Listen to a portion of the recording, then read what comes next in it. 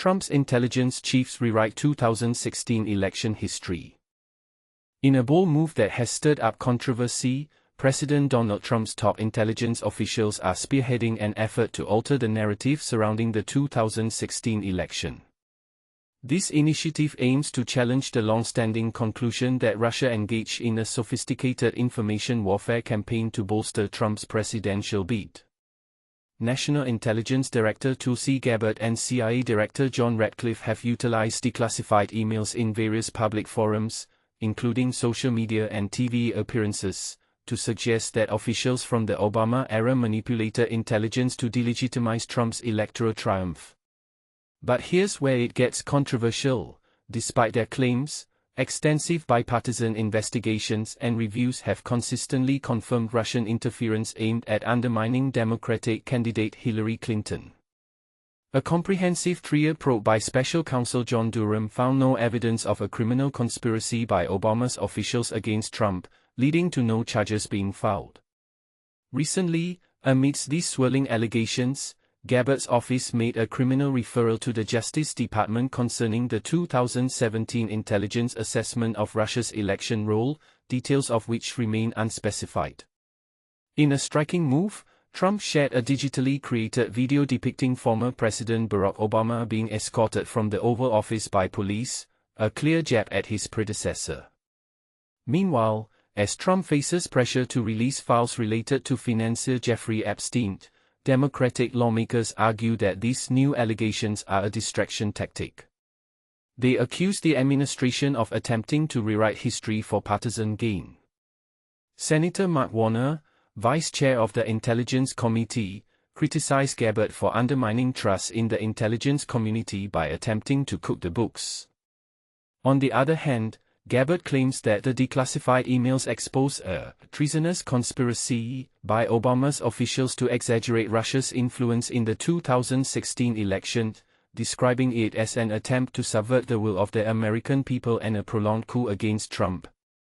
Despite these bold assertions, the 2020 Senate Committee's findings, endorsed by then-acting Chair Marco Rubio, reaffirmed Russian meddling without finding collusion with Trump's campaign. Ratcliffe's recent review of the CIA's 2017 assessment acknowledged procedural shortcomings but did not dispute the conclusion of Russian interference. This has led to a heated debate over whether the intelligence was manipulated for political purposes. And this is the part most people miss. While the intelligence community concluded that Russia aimed to influence the election outcome, there was no evidence that voting systems were tampered with to change votes or ballot counts.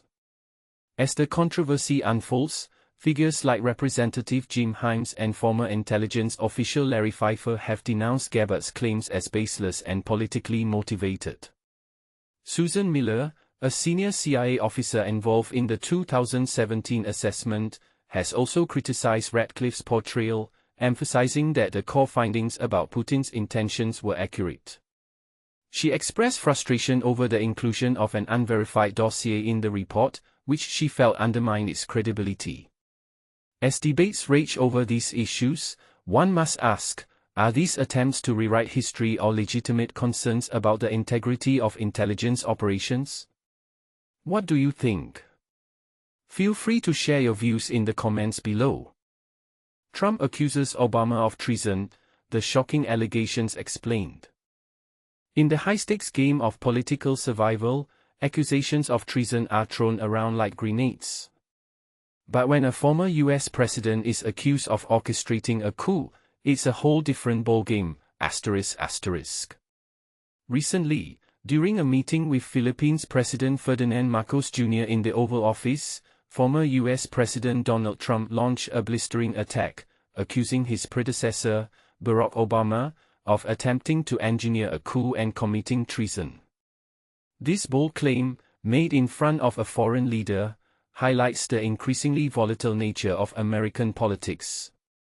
This explosive allegation stems from a document compiled by Trump's former Director of National Intelligence, Tulsi Gabbard. The document alleges a treasonous conspiracy by senior Obama administration officials in 2016. The core of the accusation revolves around the claim that these officials falsely asserted Russia interfered in the 2016 presidential election, which Trump won.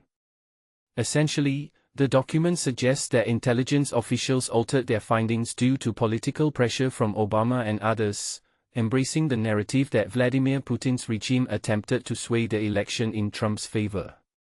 This is a serious accusation, implying a deliberate attempt to undermine the election's integrity. But here's where it gets controversial. The 11-page memo, according to critics, misleadingly combines different findings. While officials did not allege a Russian operation to hack voting systems, they did conclude that Russia favored Trump over Hillary Clinton and attempted to influence the election through covert means. This conclusion was also reached by multiple investigations, including a comprehensive Senate Intelligence Committee report signed in 2020 by Republicans, including current Secretary of State Marco Rubio. Trump, however, is now propagating the idea that this entire narrative was fabricated at a December 2016 White House meeting. He bases this on an email tasking intelligence chiefs to prepare an assessment, per the president's request, referring to Obama. Obama's been caught directly. His orders are on the paper. The papers are signed, Trump declared in the Oval Office, his voice filled with conviction. They have them stone cold, and it was President Obama. The leader of the gang was President Obama. Barack Hussein Obama. Have you heard of him? Trump made it clear that this wasn't just an allegation. In his mind, the case was closed. He's guilty. It's not a question. I like to say let's give it time. But it's there, he's guilty. This was treason, this was every word you could think of. He went on to claim, this isn't like evidence, this is like proof. Irrefutable proof that Obama was seditious. That Obama was trying to lead a coup. And it was with Hillary Clinton, with all these other people, but Obama hated it up, it says so right in the papers. He even went as far as to call it the biggest scandal in the history of our country, speaking uninterrupted on the topic for 6 minutes while President Marcos Jr. looked on.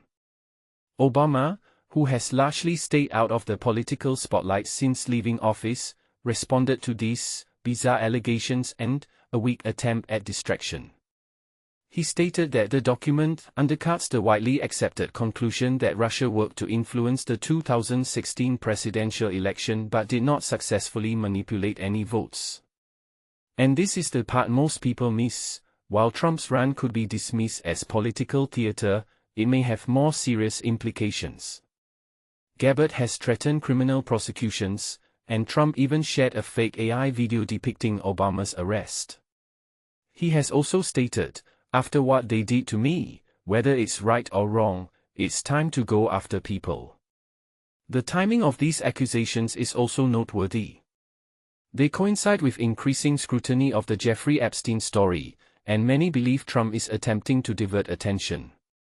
Fox News, a key supporter of Trump, has picked up the Obama story, as have other mega channels and podcasts.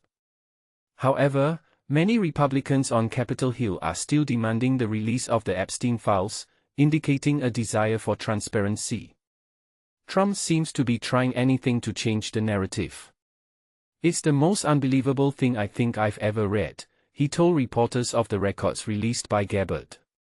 So you ought to take a look at that and stop talking about the Epstein nonsense. He seems willing to try anything except releasing the files. Could this be a calculated distraction, or is there more to the story? What do you think about the accusations against Obama? Do you believe they are a legitimate concern, or a political maneuver? Share your thoughts in the comments below. Let's discuss. Tulsi Gabbard's controversial claims, unpacking the seditious conspiracy. Tulsi Gabbard's assertion regarding a seditious conspiracy is built on shaky ground. The only logical conclusion I can draw from this, Maria, is that you are directly implying there was a deliberate effort to conceal the truth about what happened, who was accountable, and the extensive network involved in orchestrating this seditious conspiracy, stated Tulsi Gabbard, the Director of National Intelligence, during her conversation with Maria Bartiromo on Sunday Morning Futures on July 20. Recently, Gabbard made headlines by unveiling what she claims to be evidence of a treasonous conspiracy that took place in 2016, allegedly involving high-ranking officials within our government. This conspiracy, according to her, revolves around the intelligence community's determination in early 2017 that Russian President Vladimir Putin had decided to meddle in the 2016 presidential election to benefit Donald Trump. Gabbard's findings have garnered support from Trump himself, who has even shared an AI-generated video depicting Barack Obama's arrest, further amplifying her claims. However, Gabbard faces a significant challenge. How can she present new evidence that has somehow escaped the scrutiny of 4 prior investigations? These include a 2019 report from Special Counsel Robert S. Mueller III, a 2019 report from the Justice Department's Inspector General, a bipartisan Senate Intelligence Committee report from 2020, and a 2023 report from Special Counsel John Durham, all of which have already examined this issue in depth. Collectively, these previous investigations amount to approximately 2,500 pages of detailed analysis, starkly contrasting with the scant evidence Gabbard has provided, which consists of a few emails and meeting agendas. Notably, her report does not indicate that she has engaged with the findings of these earlier investigations, yet she boldly claims there was a direct intent to cover up the truth. If this is indeed the case, then one of the alleged co-conspirators would have to be Marco Rubio, the current Secretary of State. As a Republican senator from Florida and a member of the Intelligence Committee, Rubio endorsed reports that critically examined the creation of the Intelligence Community Assessment, ICA, regarding Russia's involvement in the 2016 election. One of these reports, Volume 4, dedicated nearly 160 pages to the development of the intelligence assessment that Gabbard has criticized. During the investigation of the ICA, senators conducted 2 hearings that included interviews with key individuals involved in its preparation. The committee concluded that the ICA presented a coherent and well-structured intelligence basis for the assertion of unprecedented Russian interference in the 2016 U.S. presidential election. The report stated, on the analytic lines of the ICA, the committee concludes that all, redacted, analytic lines are supported with all source intelligence, albeit with varying levels of substantiation. The committee did not uncover any significant issues with the analytic tradecraft in the preparation or final presentation of the ICA. Rubio also supported Volume 5 of the committee's investigation report, which stated that Putin personally ordered the hacking efforts. The report articulated that Moscow's objective was to damage the Clinton campaign, tarnish the anticipated Clinton administration, support the Trump campaign after he became the presumptive Republican nominee, and undermine the U.S. democratic process. In Mueller's investigation, he determined that Russian government operatives successfully hacked into computers and obtained emails from individuals associated with Hillary Clinton's campaign and Democratic Party organizations, subsequently disseminating these materials through various intermediaries, including WikiLeaks, to create discord in the United States, harm Clinton, and assist Trump. In 2018, Mueller secured an indictment against a dozen Russians for their alleged involvement in this operation, although they have not been extradited.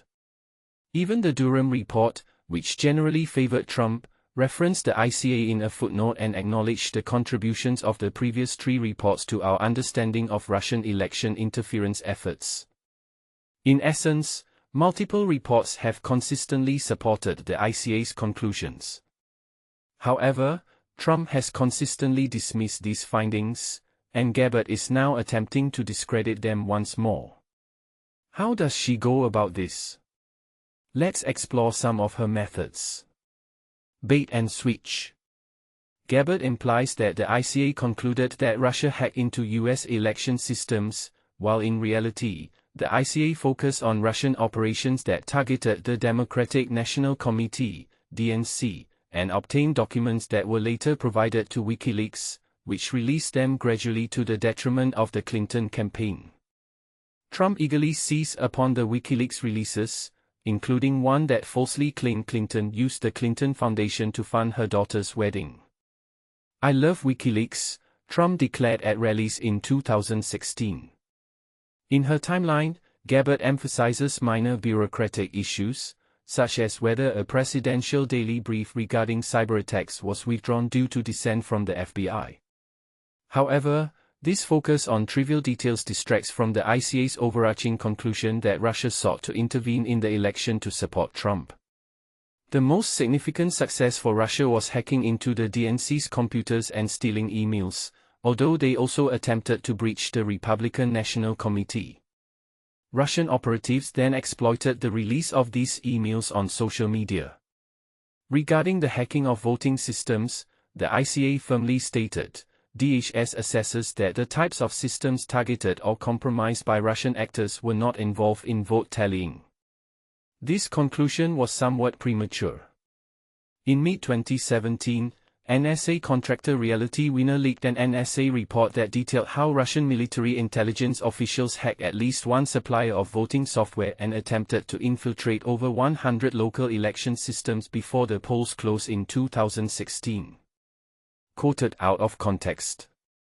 Gabbard has been accused of misquoting news reports, which she includes in her timeline without providing links, making it challenging for readers to verify the original sources. For example, she criticizes a Washington Post article published on December 9, 2016, stating, "Deep state officials in the IC begin leaking blatantly false intelligence to the Washington Post, as proven by the unpublished PDB and previous IC products, claiming that Russia used cyber means to influence the outcome of the election." However, the article reported that the CIA had concluded that Russia intervened in the 2016 election to help Donald Trump win the presidency, rather than just to undermine confidence in the US electoral system. Gabbard claims that, at this point, there is no official IC assessment that contains that conclusion, but the article itself noted that the CIA's presentation to senators about Russia's intentions did not constitute a formal US assessment produced by all 17 intelligence agencies. A senior US official indicated that there were minor disagreements among intelligence officials regarding the agency's assessment, partly due to some unresolved questions. Similarly, she states that on December 14, 2016, IC officials again leaked to the media, this time claiming that IC officials believe, with a high level of confidence, that Russian President Vladimir Putin was personally involved in the US election hack. The NBC News report, which confirmed the earlier Washington Post reporting, does not use the term election hack, though the headline does. Moreover, Gabbard fails to mention that the article clarifies that reporters were referring to the DNC hack, not general election systems. Two senior officials with direct access to the information say new intelligence shows that Putin personally directed how hacked material from Democrats was leaked and otherwise used. Elevating the Steele dossier. The Steele dossier, which contains memos alleging a well-developed conspiracy of cooperation between the Trump campaign and the Kremlin, was compiled by former British intelligence officer Christopher Steele, who was contracted by a private investigation firm at the request of Clinton's campaign. Gabbard includes 2019 emails from an unnamed ODNI whistleblower, who expressed shock upon learning from a colleague that the Steele dossier was a factor in the ICA, implying that the final product was altered due to the dossier's influence. The Steele dossier has long been scrutinized. Volume 5 of the Senate Committee investigation provided a thorough review of the FBI's reliance on the Steele dossier, as did the DOJ Inspector General's report and the Durham report. These investigations raise serious concerns about the FBI's dependence on Steele's reporting, which exaggerated findings from questionable sources.